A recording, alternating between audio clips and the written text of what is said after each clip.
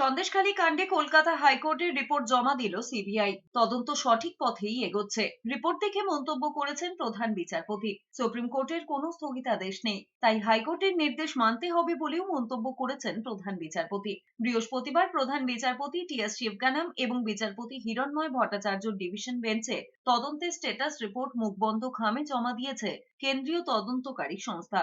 আদালতে সিবিআই অভিযোগ করেছে, জমির রেকর্ড সংক্রান্ত বিষয়ে রাজ্য সহযোগিতা করছে না। তাদের বক্তব্য, জমি কেড়ে নেওয়া সংক্রান্ত 900টি অভিযোগ রয়েছে। আদালত আশা করে রাজ্য প্রয়োজনীয় সহযোগিতা করবে। 10ই এপ্রিল সন্দেশখালী কাণ্ডে সিবিআই তদন্তের নির্দেশ দিয়েছিল হাইকোর্ট। উচ্চ আদালতের এই রায়কে চ্যালেঞ্জ করে সুপ্রিম কোর্টে যায় রাজ্য, কিন্তু হাইকোর্টের রায় হস্তক্ষেপ করেনি দেশের শীর্ষ আদালত। মামলার শুনানিতে প্রধান বিচারপতি বলেছেন, সুপ্রিম কোর্ট হস্তক্ষেপ করেনি, তাই রাজ্য সব রকম সহযোগিতা করতে বাধ্য।